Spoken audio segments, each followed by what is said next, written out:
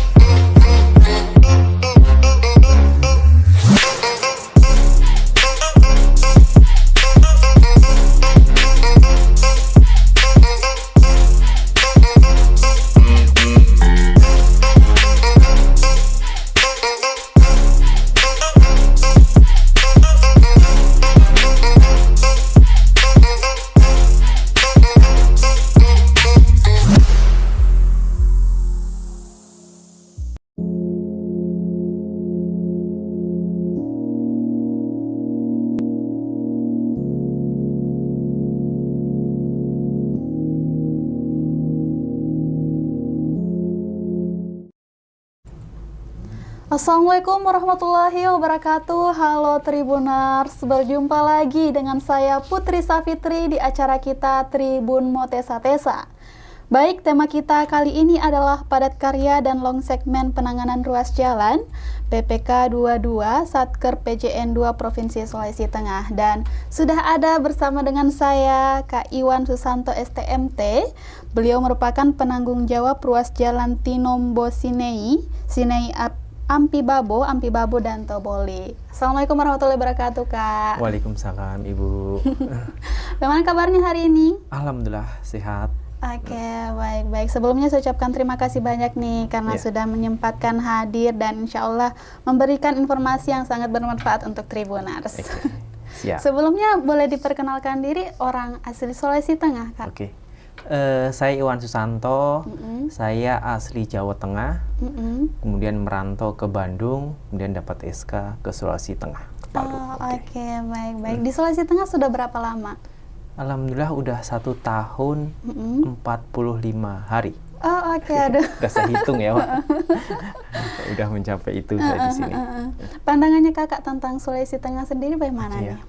Sulawesi Tengah itu sebuah pulau yang dekat dengan laut ya. Betul. Jadi memang ketika di Bandung untuk mendapatkan ikan yang segar itu kita sulit ya. Kalau di sini ikan itu segar-segar, nggak usah diberi bumbu aja, Tribuners udah gurih ya. Betul. Salah satu kelebihan di Sulawesi Tengah sih. Baik.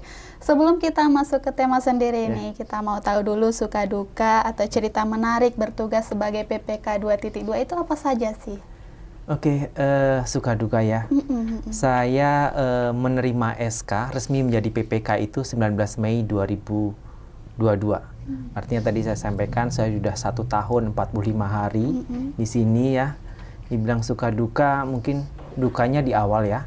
Iya. Saya di awal shock iya. Terima SK ya, kaget iya. Waktu itu Kepala Balai Bahan Jalan itu tempat saya dulu di Bandung itu mau menginformasikan bahwa saya ada promosi menjadi PPK di Sulawesi Tengah. PPK 2.2 PPJN Sulawesi Tengah menjadi tempat pengabdian saya yang baru ya. Hal yang membuat saya berat mungkin keluarga ya Mbak ya. Betul. Anak-anak saya masih kecil 5 tahun sama 3 tahun ya. Di sisi lain saya harus mengabdi untuk membangun negeri. Di sisi lain saya juga harus punya kewajiban untuk mendidik anak-anak saya ya. Tapi berjalannya waktu karena ini tugas, SK juga ditandatangan Pak Menteri. Iya betul. Ya, kita harus siap. Ya, saya mau nggak mau harus memboyong anak-anak saya untuk sekolah di sini ya. Alhamdulillah udah setahun, anak-anak saya udah bisa logat Kailia. Oke. Jangan laju-laju, tak boleh itu ya. Bahkan bisa nyanyi lagu apa? Pak bisa nih, lagu-lagu Kailia. Jadi kita sekaligus seperti belajar budaya Kailia, itu sukanya ya. Kemudian sukanya lagi setelah setahun ini kita juga dimanja dengan lidah kita dimanja dengan ya wisata kuliner di sini ya. Betul. Ikan katumbo kan terkenal sekali ya. Iya betul. Ya, di Tombol itu adalah lampak. Kemudian di sana itu Kasimbar, di rumah saya itu ada durian montong ya. Betul. Yang mungkin dipetik langsung dari pohonnya ya. Jadi setelah setahun ini ya saya harus bilang alhamdulillahirrahmanirrahim ya. Thanks God bisa membantu membangun negeri sekaligus wisata kuliner, sekaligus belajar budaya selain budaya asli saya ya. Jadi ini kan NKRI ya, iya, jadi betul. budaya yang lain kita. Oke. Ada. Tapi wisata lain ada yang sudah dikunjungi? Saya di sini sudah ke Donggala ya. Ya betul. Oke, ya. Saya sudah ke Poso ya, Danau Poso ya. Ya menyenangkan lah. Iya, banyak pantai kan. Banyak pantai ya. Jadi orang pantai walaupun kulit kita menghitam ya, tapi hitam manis kok. Oke, baik. Kita juga mau tahu nih tentang apa saja pekerjaan 2023 di wilayah PPK 2.2 ini. Ya, di tahun 2023 ini kita ada 2 paket kegiatan ya. Kita ada 3 ruas sebenarnya di kita, yaitu ruas Tinombo Sinai itu sepanjang 60,35 kilo. Kemudian Sinai Ampibabu itu sepanjang 57 kilo, dan juga Ampibabu Toboli itu 30 kilo. Artinya ruas penanganan kita sepanjang 147,35 kilo. Nah, di ruas tersebut kita ada 2 paket penanganan. Yang pertama adalah paket preservasi jalan Tinombo Sinai Ampibabu Toboli dengan skemanya itu long segment yang dikerjakan oleh PT Bina Karsam. Kemudian yang kedua ada paket pemeliharaan rutin jalan yang kita kerjakan secara e-katalog ya, yang dikerjakan oleh CV Yumatra Kujaya. Oke, baik. Bu, boleh dirincikan nilai anggaran dan item pekerjaannya? Ya, untuk 2 paket tadi, yang pertama long segment ya, itu paketnya itu senilai kontraknya 18,9 miliar. Ada 5 output. Output rehab rekon jalan, preservasi jembatan, ada penanganan drainase, kemudian black spot ya untuk area yang rawan kecelakaan lalu lintas, dan kemudian rutin jalan ya. Kemudian yang e-katalog itu terdiri dari 2 kegiatan, pemeliharaan rutin jalan ya, dan rutin jembatan. Rutin jalan itu ada pengendalian tanaman. Kalau Mbak pernah lihat orang maras-maras di bahu jalan itu ya, biar kelihatan ganteng ya jalannya. Itu pengendalian tanaman ya. Juga ada pembersihan drainase. Kita angkat sedimennya supaya drainase itu berfungsi, karena drainase kan berfungsi untuk mengalirkan air secepatnya dari badan jalan kemudian dibuang ya. Jadi kalau ada sedimen kan tidak bisa mengalirkan, nanti tergenang gitu ya. Itu yang untuk rutin jalan itu senilai 1,7 M. Kemudian untuk pemeliharaan rutin jembatan kita ada 7 item kegiatan.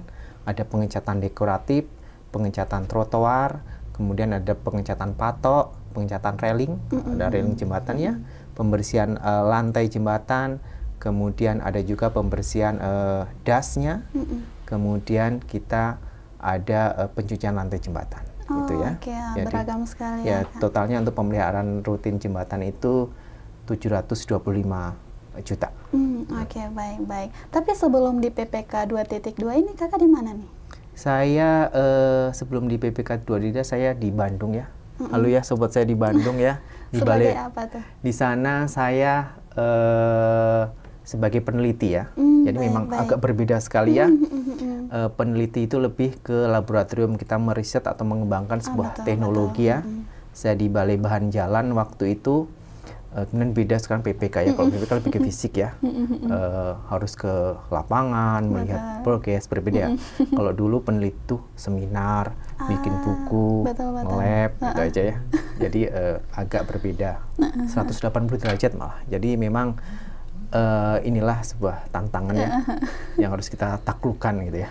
Baik. Tapi boleh dijelaskan tidak kendala-kendala yang kakak hadapi selama bekerja di PPK 2.2 ini apa saja sih kak? Kalau kendala mungkin dari diri saya dulu ya. Saya sampaikan tadi Tribuners bahwa pengalaman saya menjadi PPK baru seumur jagung ya. Dengan perbedaan yang sangat signifikan antara jabatan saya dulu dengan sekarang. Jadi memang saya memacu diri saya sendiri, oke lah saya boleh kalah di start ya. Dengan PPK yang lain mungkin udah pengalaman ya, mereka tumbuh dan berkembang kan di fisik Bina Marga. Kalau saya kan awalnya di lembaga riset. Jadi memang saya harus berlari kencang untuk mengejar ketertinggalan. Ya solusinya saya sering diskusi dengan Kasatker, dengan Kepala Balai saya Pak Arief. Kemudian bahkan saya seperti menimba ilmu dari teman-teman PPK. PPK lain ya, alhamdulillah mereka bisa sharing ke kita. Ya intinya kalah di start boleh ya, tapi seiringnya jalan kan kita beriringan dan nanti di akhir kita bisa bersamaan. Bahkan itu aja sih ya. Kemudian kalau kendala yang kedua mungkin sinergi dari masyarakat itu mungkin perlu kita tingkatkan. Sebagai contoh, ketika kita membangun beberapa output kegiatan, misalnya bronjong di jembatan gitu ya, kan kita butuh batu ya, mereka menyarankan batunya harus beli dari kita, padahal kita butuhnya banyak, gitu kan? Artinya kan itu kita perlu merangkul mereka untuk yuk kita bersinergi. Ya, ada juga yang pekerjaan cuma pasangan batu mortar misalnya, harus pakai tenaga lokal, kalau enggak berhentikan. Nah, tapi kan kita harus melakukan sebuah pendekatan pemberdayaan masyarakat bahwa ada item-item pekerjaan yang harus dilakukan oleh orang-orang yang punya skill. Ada pekerjaan-pekerjaan yang memang nanti akan kita ada padat karya nanti. Jadi seperti paras rumput itu akan kita peruntukkan untuk orang-orang yang non skill atau yang tidak punya pekerjaan tetap. Betul. Itu tadi ya, sinergi dengan masyarakat. Kemudian sense belonging masyarakat ya, itu masih kita perlu tingkatkan juga ya, masyarakat sekitar dan juga para pengguna jalan di ruas 2.2. Kita udah jembatan udah kita pelihara, kita cat dengan bagus. Tiba-tiba saya kesana lagi ada pempos, ada sampah, gitu ya. Jadi kita kita harus ya mengedu masyarakat ya bahwa kita ini harus memelihara. Semakin mereka memelihara dengan baik kan biaya pemeliharaan rendah. Nanti kita bisa alihkan ke yang lain. Berbeda ketika mereka buang sampah di situ, dibakar di situ, aduh kita nanti ngecat lagi, kita bersihin lagi, kita nambah lagi kan. Ya itu rasa memilikinya memang kita. Kadang kalau Mbak tahu bahu ya Ibu ya, bahu kan di badan jalan itu yang aspal, bahu itu kanan kiri itu bahu ya.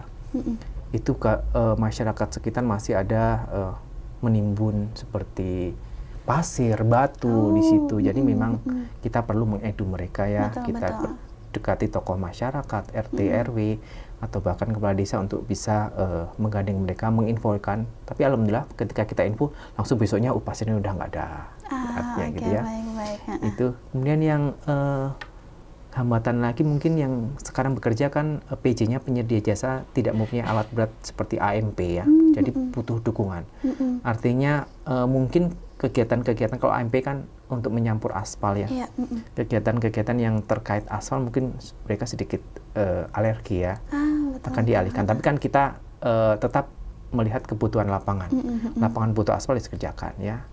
Hal yang wajar ketika PJ itu orientasinya pasti untung ya. Wajar ya. Artinya profit oriented mesti ada. Tapi kan kita harus mengendalikan bahwa kebutuhan lapangan ini. Ya, jangan sampai hambatannya. Nah itu tadi ya, yang hambatan saya, pengalaman saya yang masih rendah ya, sense belonging masyarakat sama sinergi masyarakat yang memang perlu kita tingkatkan dan juga kepemilikan alat berat khususnya PJ ini yang tidak lengkap ya, perlu dukungan ya. Komunikasi ke masyarakat ini memang penting sekali penting sih ya Kak.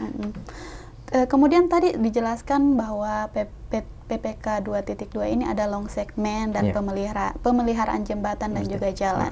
Tapi sampai bulan ini, bulan 7, sudah berapa persen nih Kak pengerjaannya? Untuk yang progres ya, untuk progres di PPK 2.2 ini memang untuk long segmen itu sudah mencapai 38%. Baik. Alhamdulillah ya.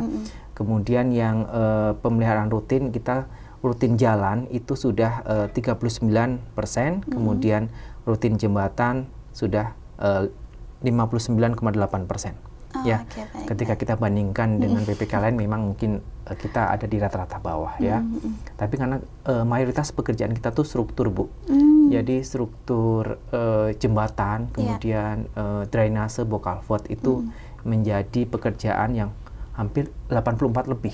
Artinya itu butuh proses. Namanya struktur itu kalau Ibu tahu harus bar cutting, bar bending besi dulu. kemudian install di lapangan, pasang backing. Berbeda ketika yang lain pekerjaan aspal campur, hampar, progres bisa naik. Berbeda dengan itu ya. Tapi nggak apa-apa, kita kan kalah di awal. Kadang saya menyemangati diri dan tim saya dengan pantun ya. Kadang gini, predikat itu standar. Buk berdicakung makan kue cara pigang. Peringkat 1 kita kejar ya. September kita tikung dari belakang. Jadi saya janji September akan kita tikung dari belakang ya. Walaupun sekarang kalah ya. Baik. Di antara daerah tanggung jawab PPK 2.2 ini, daerah yang paling sulit itu di mana? Kita di daerah yang Tinombo Sine ya, ruas itu ya. Itu panjang, kemudian memang itu daerah yang perbukitan ya. Artinya memang tidak ada penduduk. Kita masang misalnya gadril gitu ya. Karena itu jalan berkelok, kalau udah berserah ke sana ya itu menghubungkan Palu dengan Manado dan Gorontalo. Gadril kita sering hilang. Betul. Ya, Tribuner gadril itu fungsinya untuk mengamankan kita. Jadi kalau ada yang mencuri atau apa, tolong diinfokan ya. Betul. Itu ya. Jadi jalannya masih belum standar, Bu. Jadi masih lebarnya itu masih 4,5. Kalau standar kita kan 7 ya. Jalan nasional ya. Jadi memang udah sempit, yang 4,5 kemudian berkelok gitu. Betul, banyak tikungan. Kita sudah mengusulkan untuk dilakukan widening atau pelebaran. Mudah-mudahan di ACC gitu ya. Oke. Baik. Salah satu yang menjadi perhatian saya juga nih, dekorasi jembatan di wilayah PPK 2.2 ini sangat menarik karena tidak hanya dinding tapi trotoar jembatan juga dipercantik nih. Apa menggunakan jasa seniman, Kak? Ya. Sebelum itu memang kita ingat ya kata-kata Pak Menteri, kenalnya Pak Menteri PUPR, Pak Basuki. Ya, bahwa ketika menjadi orang PU itu harus punya value ya. Value itu punya nilai jual. Ketika saya mengerjakan jembatan ya saya berusaha untuk meningkatkan value dari jembatan itu ya. Untuk menggunakan seniman ya lukis iya. Kita waktu awal kita menggunakan seniman lukis, tapi kita lihat bahwa parapet kita hiasi tujuannya untuk apa? Meningkatkan sense belonging masyarakat. Yang ikon-ikon yang kita ambil adalah ikon batik yang merupakan batik khas Parigi Motong ya. Ya awalnya dilukis dengan pelukis lulusan arsitek waktu itu. Kemudian saya lihat ternyata ikonnya itu burung maleo, kemudian ikan. Ya, kemudian setelah itu saya punya inspirasi, udah bikin aja pakai mal ya, cetakan ya. Artinya ketika ada mal cetakan, yang ngerjakan nggak harus seniman. Masyarakat lokal itu bisa lebih cepat, tetap indah ya. Jadi dan orang yang maaf non skill pun bisa karena cuma tempel dicat gitu ya. Intinya kita harapkan ketika kita itu mempercantik jembatan ya. Nanti bisa dilihat ya tribunernya. Kita mempercantik jembatan, memperindah jembatan. Mungkin masyarakat juga akan berpikir 2 kali untuk mencoret, kemudian buang sampah di situ.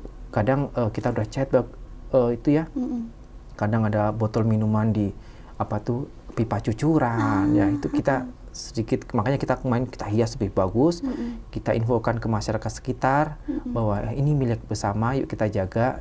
Nah intinya itu, jadi kita tingkatkan value supaya masyarakat itu punya rasa memiliki lah. Kalau coret-coret udah bagus sebelum coret-coret kan ya pasti ada peluangnya, tapi kan peluangnya untuk itu lebih rendah ketika kita lihat aja kalau jembatan yang kumuh nggak diurus pasti orang akan buang sampah di situ, ya wajar. Orang coret itu wajar ya. Berbeda ketika kita sudah bercantik gitu ya, jadi value-nya meningkat. Oke. Aduh, kalau anak buahnya Pak Bas memang harus multi talent ya. Iya, kalau Pak Bas kan rock and roll dan berjiwa seni ya. Saya nggak bisa nyanyi. Saya kadang saya pernah seni apa ya cari ya. Saya pernah nge-MC dulu Balai Bahan Jalan sering mendugaskan saya nge-MC ya. Kemudian apalagi pantun kan seni juga. Jembatan ya udah kita buat sesuatu yang bernilai seni gitu ya. Baik. Aduh, luar biasa sekali. Tapi kita jeda sebentar nih ya. Tribuners jangan kemana-mana karena kita akan kembali lagi setelah jeda yang satu ini.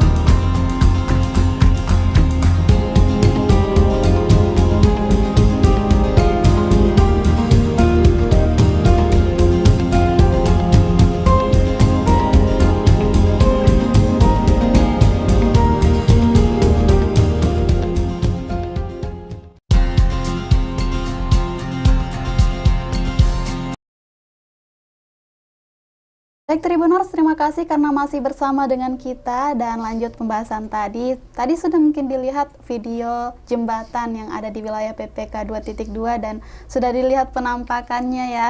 Sudah menggunakan lukisan yang cantik, bisa bisa menjadi ikonnya sendiri nih. Jadi tempat-tempat wisata mungkin bisa nih ya. Buat update status ya. Iya, betul-betul. Sebagai ikon bahwa kita sedang ada di Parigi atau di mana begitu. Baik, kita lihat di kolom komentar juga ada beberapa komentar nih. Ada yang memberikan semangat juga dari Aksa dan juga Kimang dan juga ada Kamira. Semoga jalan daerah semakin mulus tanpa lubang-lubang. Oke, amin ya. Ya, dan juga ada pertanyaan dari Udin. Di sini dia menanyakan apakah adakah jalan daerah yang disentuh tahun ini oleh PPK 2.2 nih? Iya. Awalnya kita memang di daerah Sausu kita ada usulan untuk impres jalan daerah ya, sepanjang 18 kilo waktu itu ya. Tapi memang ada prioritas-prioritas tertentu yang memang harus dikerjakan dan jalan daerah yang ada di kita itu tidak masuk dalam prioritas utama ya. Masih menunggu apakah itu akan dikerjakan atau tidak ya, itu. Oke, baik. Jadi masih menunggu nih ya, mungkin tahun depan. Ya, semoga ya. Baik. Ruas jalan lingkungan kerja PPK 2.2 ini juga ada yang berbatasan dengan pantai nih ya. Mungkin sering terjadi abrasi atau putusnya jalan. Ini penanganannya bagaimana nih? Iya. Kalau jalan di ruas 2.2 memang berdekatan langsung ya dengan laut ya. Artinya memang gempuran atau gelombang air laut itu pasti akan lama-kelamaan merusak ya struktur jalan kita ya. Bahkan ditambah air laut itu kan mengandung garam ya. Ikatan semen itu akan cepat rusak dengan garam. Ya, kita antisipasi dengan adanya pemasangan balok-balok beton ya di sisi jalan supaya itu sebagai pengerem gelombang air laut ya, pemecah gelombang ya. Kemudian kalau putus jalan, alhamdulillah sejak saya menjadi PPK tidak pernah putus jalan ya. Semoga tidak ya, tidak ada ya. Dan yang paling genting itu waktu itu tahun 2022 itu di jembatan Donggulu di mana pasangan batu pelindung wing wall itu memang ambrol dan bahkan bronjongnya juga ke bawah arus ya. Tapi memang lalu lintas masih bisa berjalan ya karena kita langsung tangani dan tahun ini masuk di efektif penanganan kita. Oke, baik. Tapi yang paling sering rusak jalannya itu daerah yang pegunungannya atau di pantainya nih?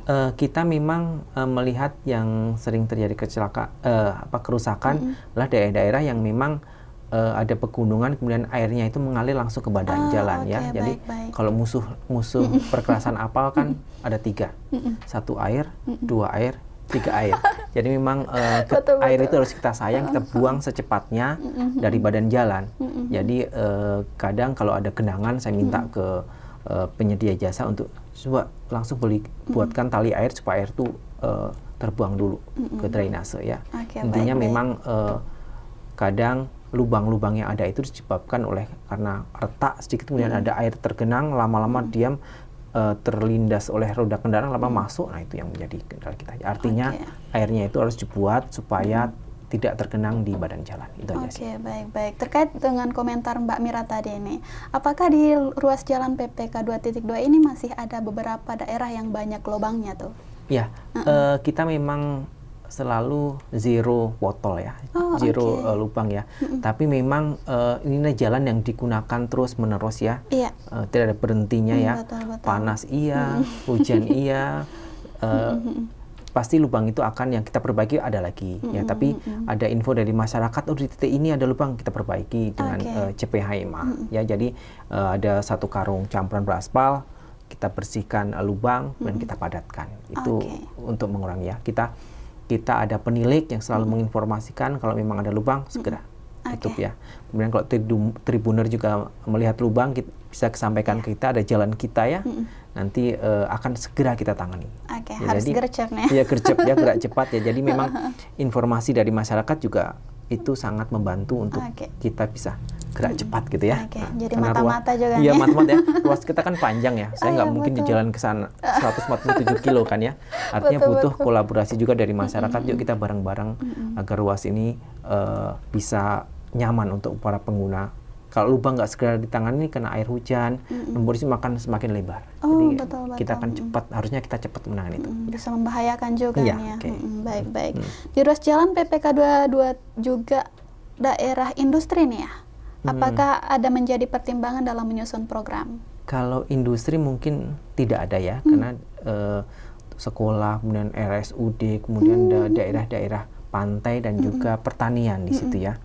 Kalau pertimbangannya itu karena merupakan jalur utama menuju ke Gorontalo dan juga ke Manado. Oh, iya. Artinya ada pergerakan masyarakat yang menggunakan bis atau bis besar lewat ruas 2.2. Iya. Ya, jadi pertimbangannya bagaimana agar jalan ini berfungsi dengan baik agar lalu lintas itu tidak terganggu. Itu aja sih yang jadi pertimbangan kita. Mungkin kebanyakan daerah wisata nih ya yang Iya, dilewati, wisata ya, pantai. terutama ya mereka para pengguna jalan berhenti di pinggir pantai, Oh, sekedar iya, betul, makan, betul. itu aja sih ya. Jadi kita memang berusaha menjamin mereka untuk nyaman untuk melalui ruas 2.2 ini. Baik-baik, oke. Tadi sebenarnya sudah disinggung sedikit nih soal padat karya, tapi mungkin bisa lebih dijelaskan lagi. Ya, program padat karya di PPK 2.2 ini ada atau ditargetkan di long segment juga ada, e-katalog juga ada. Jadi padat karya ini merupakan program dari pemerintah agar masyarakat yang non skill, yang tidak punya pekerjaan tetap, itu bisa bekerja di pekerjaan pemerintah ya, agar mereka itu memperoleh atau mendapatkan penghasilan tambahan. Baik-baik. Jadi secara perekonomian kita bisa membantu perekonomian ya.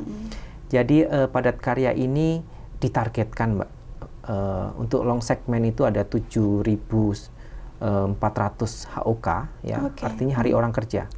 Kita dipaksa untuk memperkerjakan orang di situ ya. Kalau nggak ditarget mungkin pekerjaan ini dikerjakan satu orang aja, tapi kan lama, kan menghidupi cuma satu. Kalau ditarget kan kita harus setiap output tadi yang 5 harus ada pekerja lokal yang bekerja di situ, termasuk yang e-katalog tadi ya. Kita ada 550 HOK yang kita ditargetkan. Artinya mau nggak mau harus mau kita itu memanfaatkan orang-orang lokal. Ya.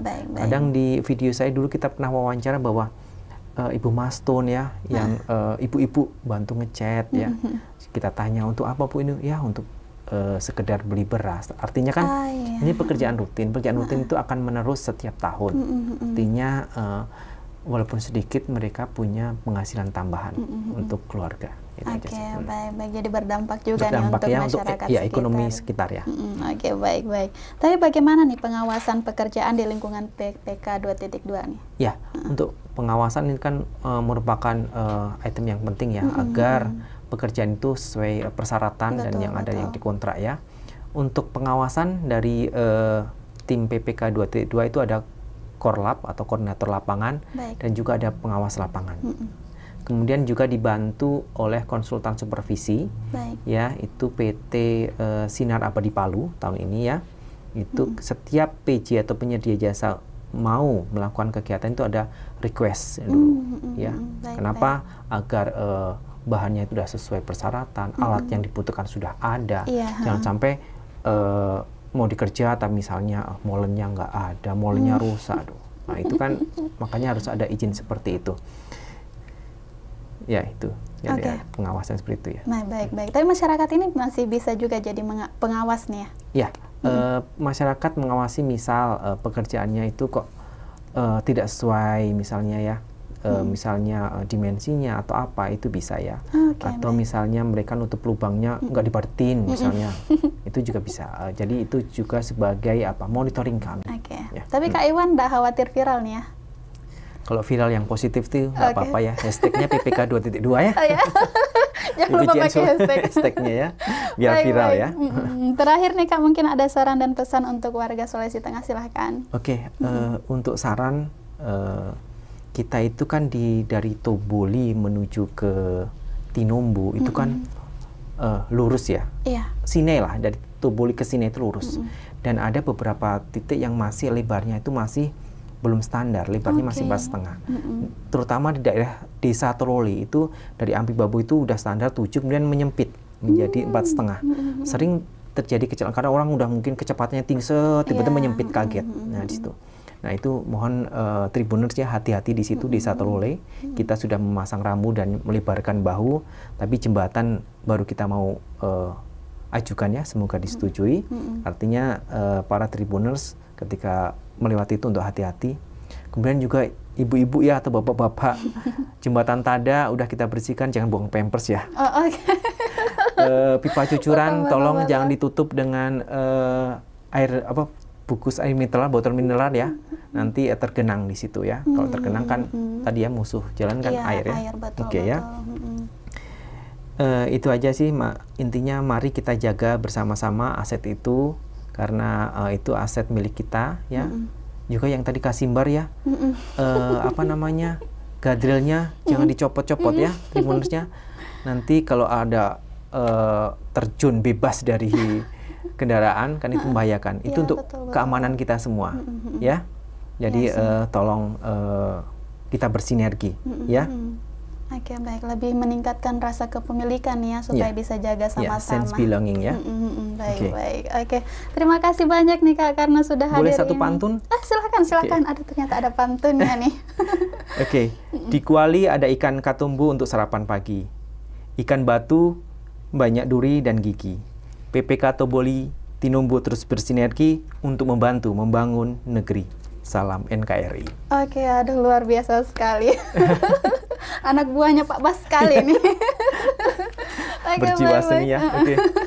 Terima kasih banyak nih Kak karena sudah hadir hari ini dan Tribuners jadi lebih tahu nih soal wilayah PPK 2.2 dan semoga bisa menjaga sama-sama nih ya pengguna jalan. Baik. Amin.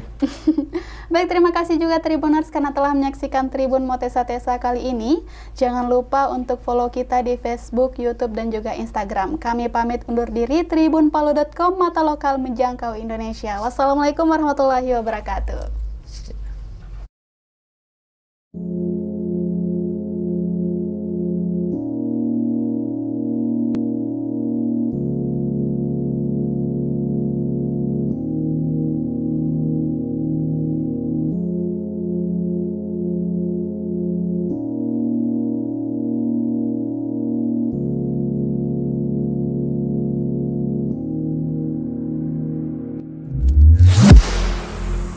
You don't see when I can't think straight.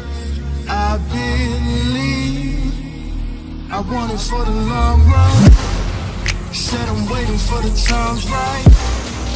Never running from the wall fight.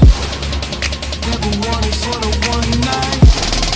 I'm ready for the long run.